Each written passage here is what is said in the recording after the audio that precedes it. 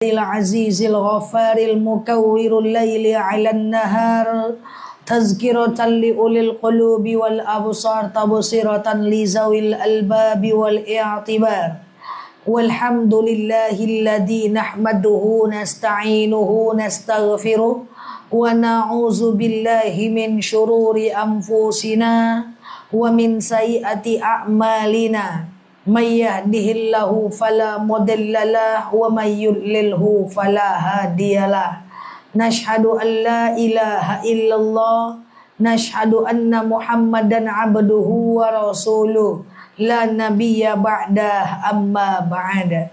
Ibu-ibu yang saya sayangi karena Allah, sebelum kita mulai kajian kita, seperti biasanya kita berdoa kepada Allah, semoga siapapun kita yang hadir dalam majelis ini, insya Allah Allah sehatkan badan kita, Allah kuatkan jasad kita, Allah tambah ruh keimanan kita, Allah luaskan rezeki kita, Allah angkat segala masalah kita, Allah jauhkan kita dari orang-orang zalim, Allah matikan kita dalam keadaan husnul khatimah. Amin.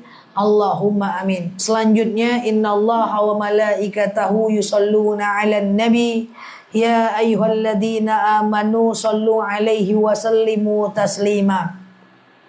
Salawat salam kita hadiahkan kepada baginda Nabi. Allahumma salli ala Muhammad wa ala ali Muhammad. Ibu-ibu semua sehat?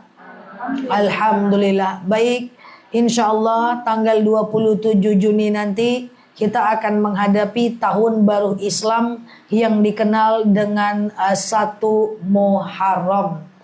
Di sini saya sudah pernah membahas tentang sejarah daripada baginda Nabi yang akhirnya Rasulullah itu melakukan perjalanan hijrah dari kota Mekah ke kota Madinah. Pertama kali Rasulullah menginjakkan kaki di kota Madinah, itulah yang namanya 1 Muharram. Makanya namanya tahun baru hijrah. Tahun di mana Rasulullah menginjakkan kakinya di kota Madinah. Sampai sini paham ya? Saya akan bahas apa saja keutamaan bulan Muharram, ada apa di bulan itu, apa kisah di bulan itu, dan apa amalan yang bisa kita lakukan di bulan Muharram.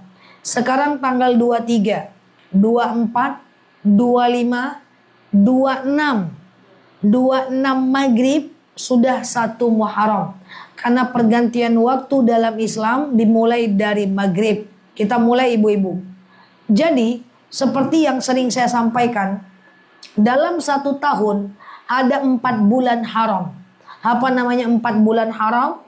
Bulan lalu Zulqa'dah, bulan ini Zulhijjah, bulan nanti Muharram, dan nanti bulan Rajab.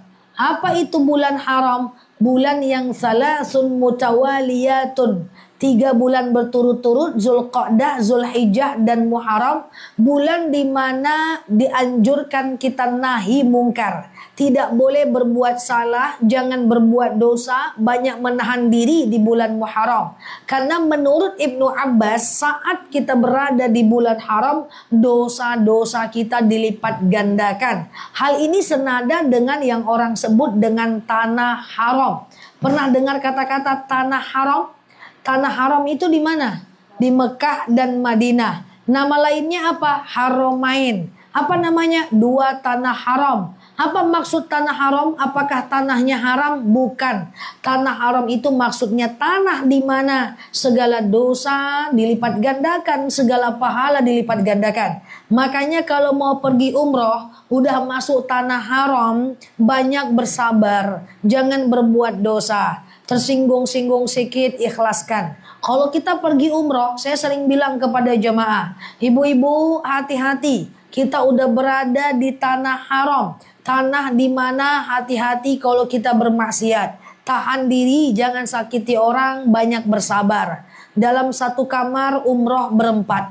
Ada kawan ngomong, diajak ngomong ndak nyambung, sabar.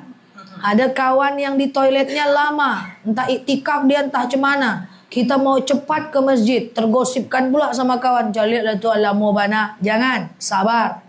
Kita mau jalan masuk raudhah, didorong-dorong sama orang Arab badan gede, digosipkan di rumah. Orang Arab tuh jahe-jahe. Jangan, sabar, itu tanah haram.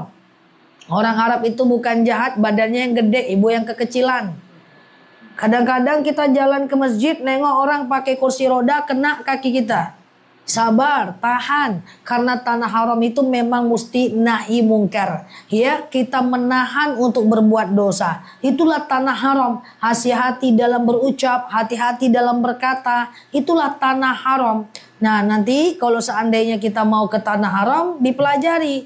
Kalau ada mutawif, tour leader nggak sesuai keinginan hati, sabar. Ya, kalau ada teman-teman yang kayaknya kok kelakuannya aneh-aneh, tenang, jangan menggosipkan dia. Tanah haram itu tanah di mana ditahan kita berbuat jahat dan diperbanyak kita berbuat baik di Mekah, Madinah. Itu tanah haram. Nah, sekarang kita berada bukan di tanah haram, tapi di bulan haram. Zulqa'dah, Zulhijjah, Muharram. Tapi mirip-mirip dia. Bulan di mana ucapan diijabah, bulan di mana kalau kita berbuat jahat dosa kita akan dilipat gandakan, dan bulan di mana kalau kita berbuat baik maka pahala kita akan dilipat gandakan. Maka kalau mau melawan suami, tahan di bulan Muharram, nanti aja di bulan Safar Kak Ima. Ya.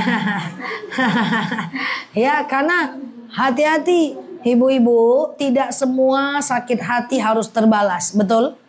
Tidak semua kezoliman yang dilakukan oleh orang harus kita respon. Betul ya? Tidak semua pengkhianatan harus dibalas dengan pengkhianatan kembali. Banyaklah bersabar. Orang beriman itu bukan orang yang tidak punya kekuatan. Orang yang beriman, kata Imam Syafi'i, adalah orang yang mampu menahan walaupun dia mampu untuk membalasnya. Jadikan Muharram sebagai latihan kita untuk menahan segala macam bentuk dosa-dosa kita. Nah, inilah bulan Muharram. Nanti saya akan jelaskan lebih lanjut ya. 3 hari lagi, tapi hari ini juga bulan haram. Jadi hati-hati. Kalau mau ghibah, hati-hati. Tunda dulu, bikin jadwal di bulan Safar aja. Nah ya, hati-hati. Nah, yuk kita bahas apa saja kejadian penting yang terjadi di bulan Muharram. Poin yang kedua ini hanya sekedar ilmu. Kalau lupa enggak apa-apa. Nanti poin ketiga amal. Kalau amalnya jangan lupa. Ternyata dalam kitab I'anatut Talibin ada beberapa kejadian yang sangat penting yang terjadi di bulan Muharram. Kejadian spektakuler yang terjadi di bulan Muharram, boleh diingat, boleh tidak. Kalau diingat tentu kita bertambah ilmu, ya. Nah, nanti kalau amalannya harus diingat. Kalau nggak diingat, agak susah, ya. Nah, yuk kita bahas tahun baru Islam, bulan Muharram. Banyak sekali kejadian yang ada pada bulan itu. Kita mulai, ibu-ibu. Yang pertama, bulan Muharram adalah bulan diciptakannya Nabi Adam. Dalam kitab I'anatut Talibin, bulan Muharram adalah bulan diciptakannya Nabi Adam. Nabi Adam ketika Allah ciptakan masuk ke dalam surga, lalu diciptakanlah Siti Hawa dari tulang rusuknya Nabi Adam. Lalu Allah meninggalkan amanah. Apa kata Allah? Wa qulna ya Adam uskun anta wa zaujukal jannah. Ya Adam, uskun anta wa zaujukal jannah. Tinggal kau dan istrimu di surga ini. Wala taqraba hadhihi syajarah. Tapi jangan kau dekati pohon ini. Engkau diam saja di surga ini, jangan kau dekati pohon ini. Wa qulna ya Adam uskun anta wa zaujukal jannah. Oke? Nah, tapi Nabi Adam digoda oleh setan. Nabi aja digoda, apalagi jemaah Nurul Mawaddah gitu ya. Nah, ya kan, Nabi aja digoda oleh setan.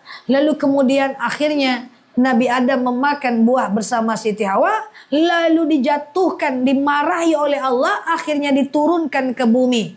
Waktu turun mereka terpisah menjadi 2. Siti Hawa turunnya di kota Jeddah, makanya namanya Jeddah. Jeddah itu artinya nenek moyang. Dan Adam diturunkan di India. Makanya kuburan Adam ada di India, kuburan Siti Hawa ada di Jeddah. Satu di India, satu di Jeddah, ketemulah di Padang Arafah. Apa itu padang Arafah? Padang di mana mereka saling kembali mengenal. Jabal Rahmah nama lainnya. Jabal di mana gunung mereka saling berkasih sayang kembali. Jadi ketika diturunkan ke bumi, Nabi Adam diturunkan ke India. Siti Hawa diturunkan ke, kalau makam Nabi Adam lebih kurang ada di India, itu panjang. Nabi Adam itu tingginya 60 hasta, setelah 30 meter. Dan kalau kita lihat makamnya Siti Hawa, itu ada di kota Jeddah. Sekarang memang tidak bisa lagi dimasukin orang, tapi masyarakat di sekitar sana berkata bahwa makam Siti Hawa itu 29 meter. Ibu berapa meter? Semeter tak sampai. Semekot ya. Itu dia.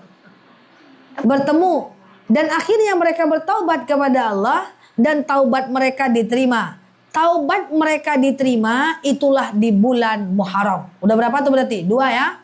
1, dilahirkannya Nabi Adam.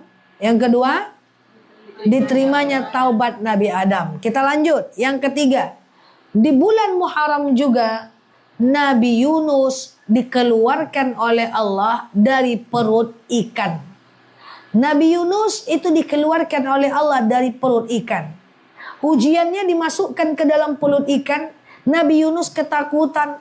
Lalu Nabi Yunus berdoa kepada Allah, La ilaha illa anta subhanaka inni kuntu minaz zalimin.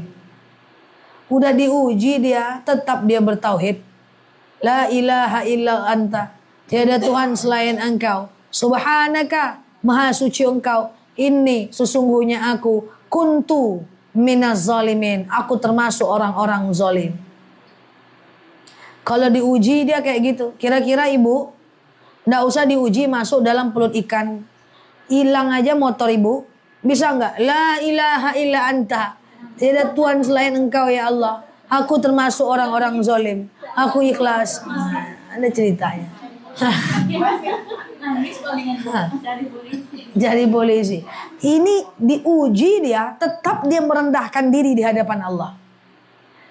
Kalau yang mantap itu hilang duit 1 juta, la ilaha illa anta subhanaka inni kuntu minaz zalimin. Ya Allah, tiada Tuhan selain engkau, aku termasuk orang-orang zalim. Dia salahkan dirinya, dia tidak salahkan Allah. Subhanaka, engkau maha suci engkau ya Allah. Jadi motorku hilang, engkau tetap maha suci ya Allah. Inni kuntu minaz zalimin. Bisa?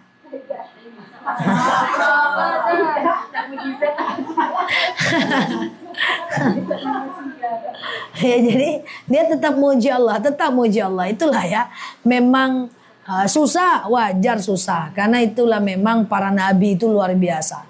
Oke, dikeluarkannya dari perut ikan Nabi Yunus terjadi pada bulan Muharram. Nomor 4, diselamatkannya Nabi Yusuf. Nabi Yusuf ini juga keturunan daripada Nabi Ibrahim.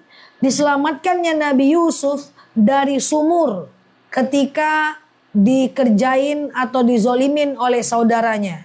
Diselamatkannya Nabi Yusuf ke dalam lubang sumur. Ngeri kan ujian para nabi, ngeri-ngeri.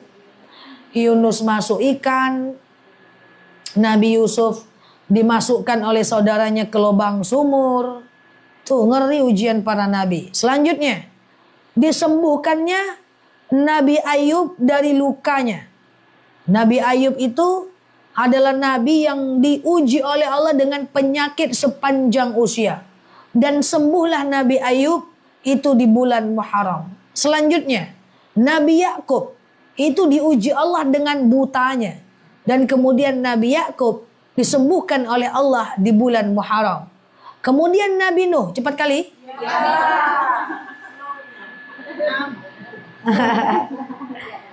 Nabi Nuh. Sampai mana tadi? Nabi Yakub diuji oleh Allah dengan butanya. Dan disembuhkan oleh Allah butanya itu di bulan Muharram. Nabi apa lagi? Nuh. Nuh dah. Nabi Nuh itu, masih ingat kisah Nabi Nuh? Tenggelam. Satu kota tenggelam. Diselamatkannya Nabi Nuh dengan pengikutnya itu terjadi di bulan Muharram. Jadi sebenarnya bulan Muharram itu bagi para nabi adalah benar-benar bulan hijrah. Dari kehidupan sulitnya Allah mudahkan di bulan Muharram. Lanjut. Nabi Ibrahim dilahirkan di bulan Muharram. Dan kita tahu kisah Nabi Ibrahim punya musuh. Jadi seperti yang sering saya sampaikan, para nabi itu dia punya macam-macam musuh. Nabi Muhammad musuhnya Abu Lahab, Abu Sufyan, Abu Jahal, Abu. Nabi Musa musuhnya Fir'aun. Nabi Fir'aun musuhnya adalah Raja Namrud. Nabi Ibrahim musuhnya adalah Raja Namrud. Sampai diapain Nabi Ibrahim? Sampai pengen dibakar. Lalu kemudian Allah mengeluarkan mukjizatnya. Qulna ya naru kuni bardaw wa salama ala Ibrahim. Ya api, jadilah engkau dingin dan berikan keselamatan untuk Ibrahim. Dibakar selamat. Itulah terjadi proses pembakaran dan penyelamatan itu di bulan Muharram. Lahir di bulan Muharram, dibakar dan diselamatkan di bulan Muharram. Masya Allah. Ini Nabi Ibrahim ini luar biasa. Ujiannya banyak kali. Nikah Siti Hajarah tidak punya anak. Nikah dengan Siti Hajar lama tak punya anak. Tapi hikmahnya apa? Lahir Nabi Ismail, tidak lama setelah itu dari Siti Hajar lahir Nabi Ishak. Langsung keturunannya Nabi Ishak, Yakub, Yusuf, Yunus semuanya.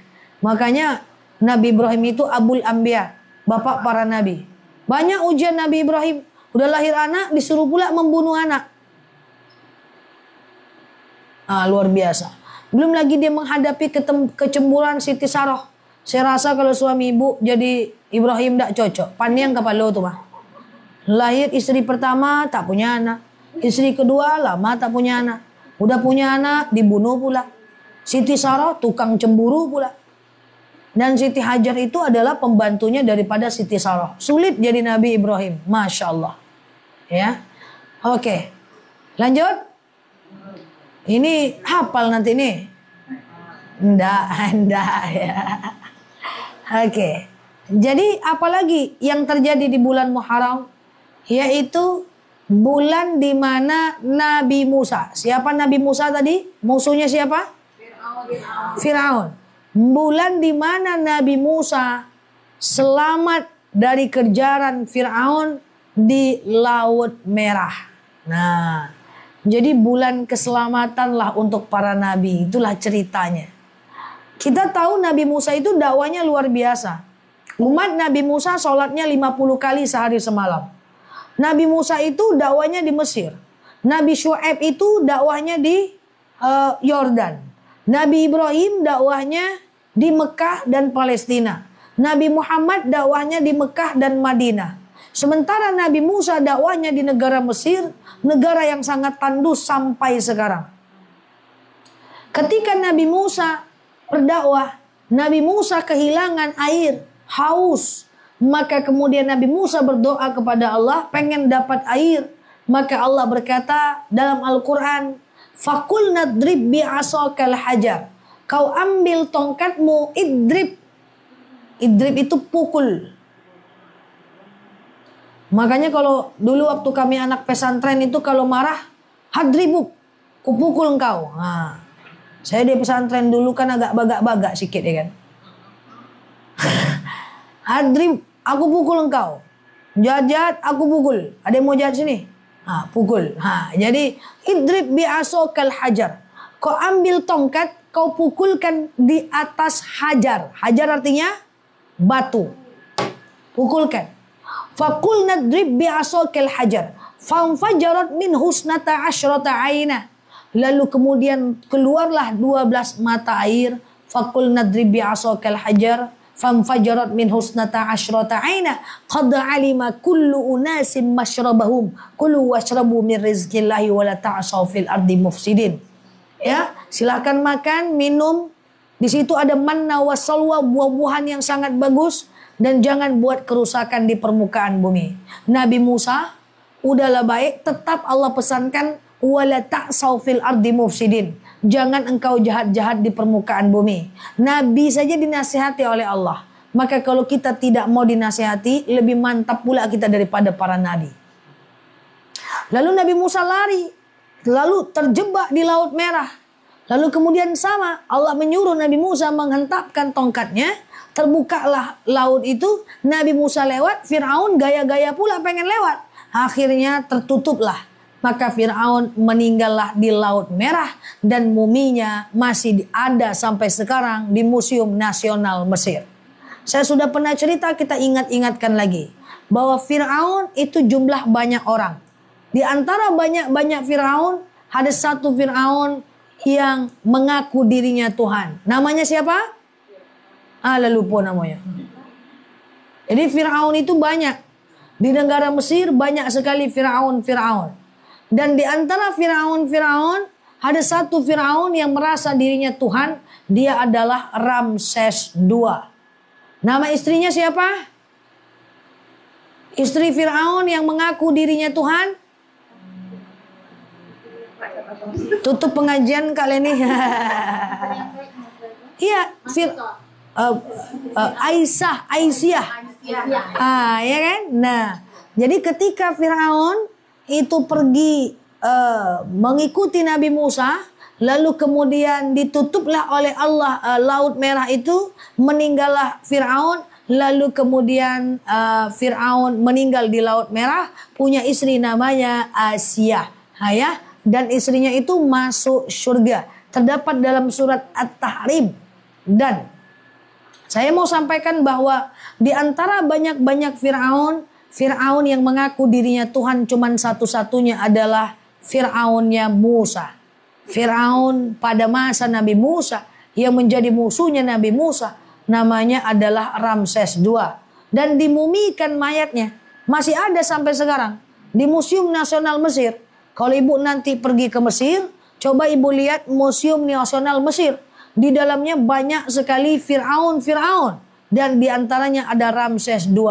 Saya sudah melihat mumi Fir'aun Ramses II asli. Hah? Fir'aun itu tidak satu. Fir'aun itu banyak. Fir'aun itu adalah nama pemimpin, macam raja. Dan dia bergantian. Makanya di piramida, ada 3 piramida, itu ada 3 Fir'aun. Fir'aun paling kaya. Tapi Ramses II tidak di situ. Ramses II muminya ada di dalam Museum Nasional Mesir. Jadi Fir'aun bukan satu manusia. Fir'aun banyak sekali manusia. Banyak sekali pemimpin. Dan macam-macam, masing-masing namanya macam-macam. Dan yang bermusuhan dengan Nabi Musa namanya Ramses II. Jadi Mbak, kalau kita masuk ke Museum Nasional Mesir, kita akan tengok banyak Fir'aun. Banyak mumi-mumi. Banyak istri-istri Fir'aun.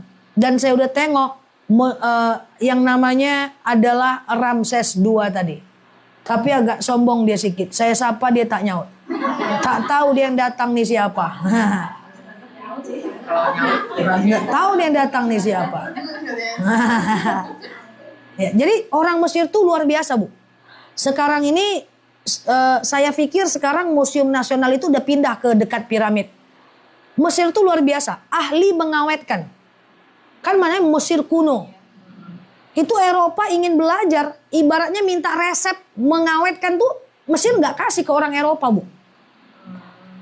Tukang awet andalan dunia itu Mesir. Makanya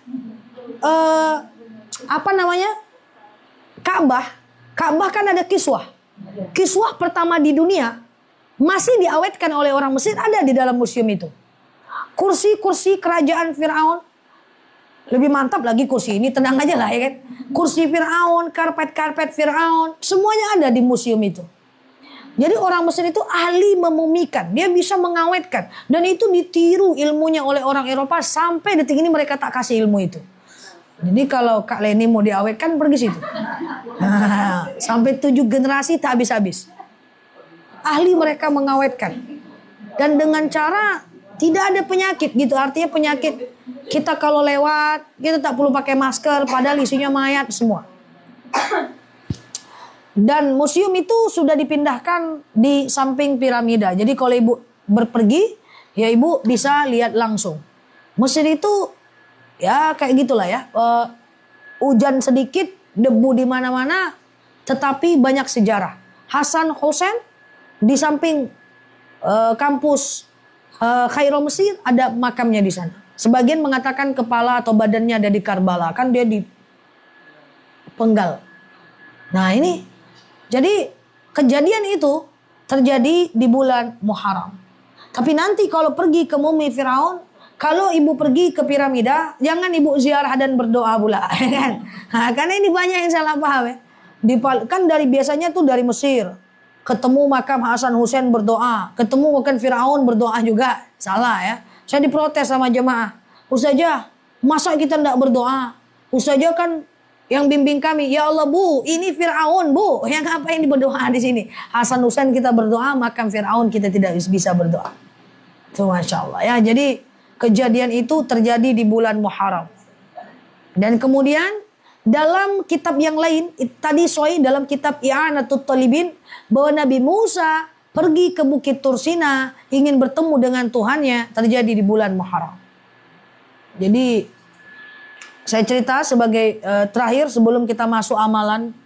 Nabi Musa itu kan susah payah untuk mengajak kawan-kawannya, sahabat-sahabatnya masuk Islam.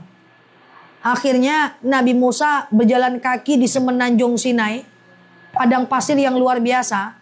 Nyampai di bawah bukit Sinai di negara Mesir, perbatasan Mesir dengan Palestina, ada satu bukit namanya Bukit Sinai. Dia capek bu. Lalu dia cari saudaranya di situ namanya Nabi Harun. Nabi Harun tuh saudara kandungnya Nabi Musa. Dia menitipkan Nabi Harun di sana. Dia menitipkan sahabatnya di sana. Lebih kurang gini katanya, Run. Iya, ini ada pengikut kurun yang udah selamat Run. Sekarang saya mau ke atas naik ke Bukit Sinai. Saya ingin bertemu dengan Allah. Engkau jagain pengikut saya di sini. Pergilah Nabi Musa ke Bukit Sinai. Di atas naik Bukit Sinai, di dalamnya ada lubang Musa. Itu di antara bukit-bukit. Saya sedih waktu ke sana, kasihan lihat Nabi Musa ngapain sejauh itu gitu. Nyampe di atas Nabi Musa sedih dan kemudian berkata, "Ya Allah, saya pengen melihat engkau." Allah bilang apa? Lan taroni, kau tak akan pernah lihat aku. Walakin unzur ilal jabal, tapi kau lihat gunung ini. Gunung ini akan aku hancurkan dan aku kembalikan seperti semula. Jadi gunung itu dihancurkan. Dan saya udah lihat gunung-gunung yang sempat dihancurkan oleh Allah dan dikembalikan lagi seperti semula. Sebagai bentuk bahwa Allah itu ada. Lalu kemudian Nabi Musa turun ke bawah. Dia ingin melihat pengikutnya. Dia udah yakin bahwa Allah itu ada. Rupanya Nabi Harun meninggal, pengikutnya kembali ke ajaran Firaun. Sedih kan? Makanya Nabi Harun itu ada makamnya di kaki Bukit Sinai. Di kaki Bukit Sinai. Jadi makam para nabi itu berserarak aja bu. Karena nabi itu kan di mana dia dimatikan, di situ dia dikuburkan. Nah kita bisa lihat makam Nabi Harun macam di kaki Bukit Sinai. Maka para nabi itu banyaknya di Mesir, Palestina. Masya Allah. Nah ini terjadi di bulan Muharram. Maka kalau kita capek beraktivitas, ingatlah para nabi. Ya, ibu ada yang pedagang, capek berdagang. Ingat Rasulullah berjalan kaki ke 4 negara berdagang. Kalau kita ada yang di sini suka pengajian atau suka berdakwah, ingat para nabi itu berdakwah sampai kelaparan dan mau mati, mau dibunuh. Sementara kita gini-gini aja. Ya, idealnya semangat kita harus 1000 kali di antara semangat para nabi. Karena kita hidup di zaman yang sedang serba mudah. Saya pun kalau lelah mikir gitu kok. Aduh, lelah nih dakwah. Ingat Nabi Musa, dakwahnya sampai kehausan. Ingat Rasulullah, dakwahnya sampai dilempari batu. Ya ingat-ingat para nabi yang mana mereka juga seperti kita, manusia biasa. Cuman bedanya mereka maksum, mereka calon ahli surga dan pasti masuk surga. Sementara kita masih abu-abu sedikit. Nah, surga juga insya Allah. Nah, singgah dulu neraka, transit. Jadilah parkir. Masya Allah ya. Dan terakhir Siti Aminah hamil Rasulullah itu terjadi juga pada bulan Muharram. Nah, kita nggak simpulkan ya, ini terlalu banyak kan kejadian di bulan Muharram, sekedar pengetahuan kita ya. Nah, selanjutnya sebagai penutup, lalu kami udah tahu Muharram ini bulan haram. Kami udah tahu di bulan Muharram ini banyak kejadian para nabi. Lalu pertanyaan selanjutnya, what should we do? Nah, itu bahasa kampung saya. Apa yang mesti kita lakukan di bulan ini? 1. Nanti tanggal 26 sebelum maghrib baca doa awal tahun. Coba aja lihat di kitab Majmu' Syarif, doa awal tahun dibaca sebelum maghrib tanggal 26. Ya, akhir tahun. Akhir tahun. Sebelum maghrib baca doa akhir tahun. Setelah maghrib baca doa awal tahun. Tapi kalaupun nggak terkejar maghrib karena macet di jalan dan lain-lain, boleh baca mau tidur, nggak apa-apa. Dia kan doa saja. Yang kedua, perbanyak berpuasa. Senin, Kemis, Senin, Kemis, Senin, Kamis, atau puasa Yaumul Bid karena ini bulan haram. Dan jangan lupa puasa 2 hari di bulan Muharram. Tanggal 10 Muharram, 6 Juli, niatkan puasa Asyura. Dan tanggal 5 Juli, niatkan puasa Taswa. Cepat kali. Oh, cepat kali. Oke, pelan-pelan saja. Tanggal 26 Juni.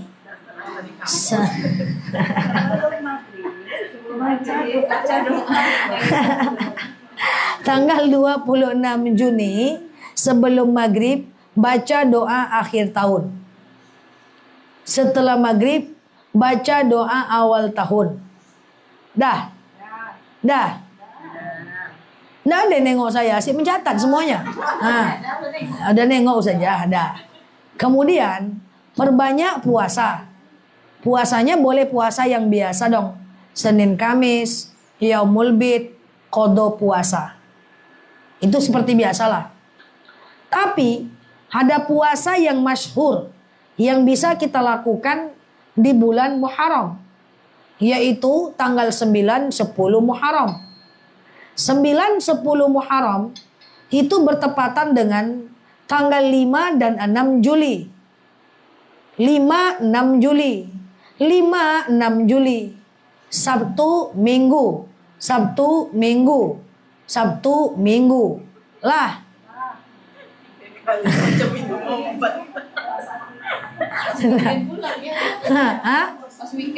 Weekend. Sabtu, niatkan puasa Tasu'a.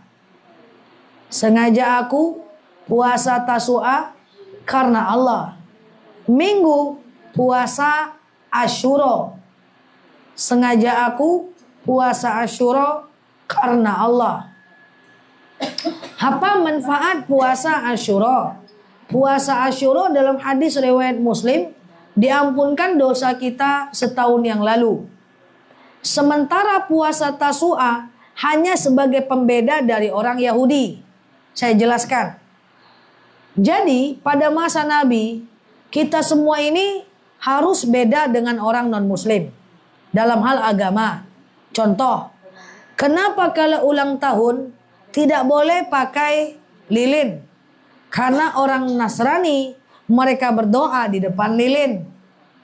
Kenapa kita laki-laki dalam agama Islam cukur kumis, panjangkan jenggot? Karena supaya berbeda dengan orang non-Muslim. Orang non-Muslim panjang kumis, panjang jenggot, kayak Sinterklas.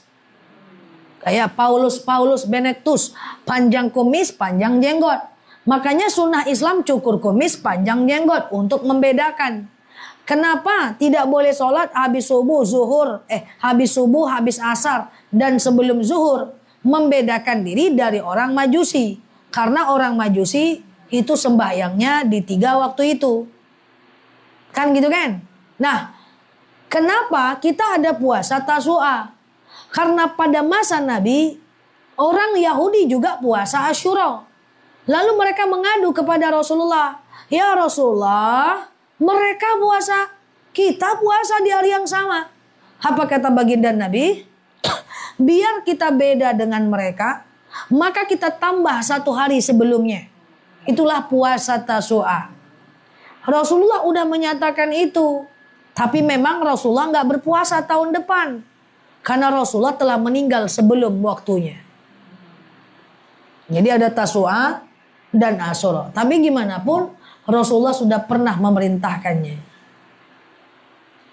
Selanjutnya, perbanyak sholawat. Karena Rasulullah hijrah dari kota Mekah dan ke kota Madinah disambut dengan banyak sekali sholawat.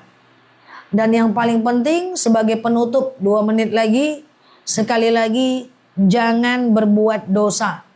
Usahakan di bulan Muharram. Catat dosa-dosa kita yang biasanya apa. Catat. Misalnya nih, Kak Leni, ya Allah, saya suka mariak-ariak suami. Enggak boleh deh ya. Oke. Ya Allah, saya itu suka cubit anak. Iya, Dek. Oh iya, kata anak ya. Saya suka cubit anak. Ya Allah, saya suka gosip.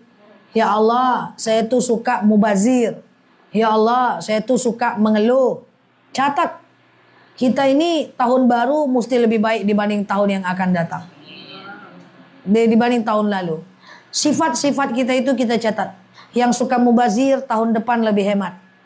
Yang suka beli-beli baju ngasal tahun depan lebih difilter.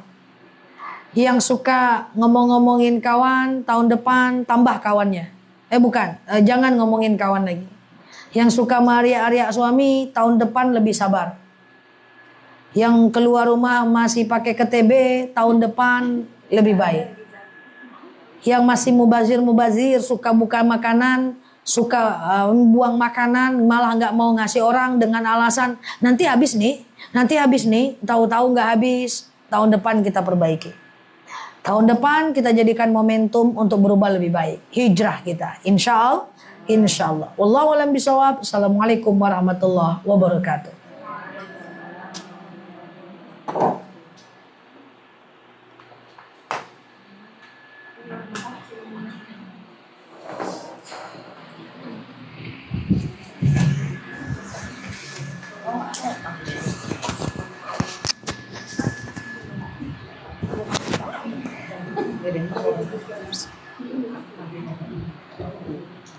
Nastaghfirullahalazim, nastaghfirullahalazim, nastaghfirullahalazim. Ala haziniyah al-Fatihah. Na'udzubillahi minasyaitonirrajim. Bismillahirrahmanirrahim. Alhamdulillahirabbil alamin, arrahmanirrahim, maliki yaumiddin. Iyyaka na'budu wa iyyaka nasta'in. Ihdinas siratal mustaqim. Shiratal ladzina an'amta 'alaihim ghairil maghdubi 'alaihim waladdallin. Amin. Na'udzubillahi minasyaitonir rajim. Bismillahirrahmanirrahim. Alhamdulillahirabbil alamin, wassalatu wassalamu ala asyrafil anbiya'i wal mursalin wa ala alihi wa sahbihi rasulillahi ajma'in. Allahumma antas salam wa minkas salam wa ilaika ya'udus salam. Fahyina rabbana bisalam wa adkhilna jannata darussalam. Tabarakta rabbana wa ta'alaita ya dzal jalali wal ikram. Allahumma salli ala sayyidina Muhammad wa ala ali sayyidina Muhammad. Allahumma ighfir lana dzunubana wa liwalidayna warhamhuma kama rabbayana shaghira.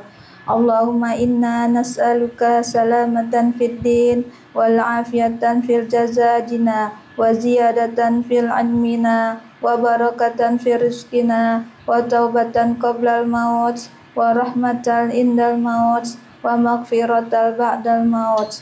Allahumma hawwin alaina fi sakaratil maut wa najata minan nari wal afwa indal hisab. Allahumma inna na'udzubika minal hammi wal hazan wa na'udzubika minal ajzi wal kasal wa na'udzubika minal jubni wal bukhli wa na'udzubika min ghalabatid dain wa qaharir rijal. Rabbana hablana min azwajina wa zurriyatina qurratan a'yun waj'alna lil muttaqina imama. Rabbana zalamna anfusana wa illam taghfir lana wa tarhamna lanakunanna minal khasirin. Rabbana atina min ladunka rahmah wa hayyi lana min amrina rasyada. Allahumma yassir alaina umurana wa la tu'assir alaina umurana. Rabbana la tu'akhizna in nasina aw akhtana.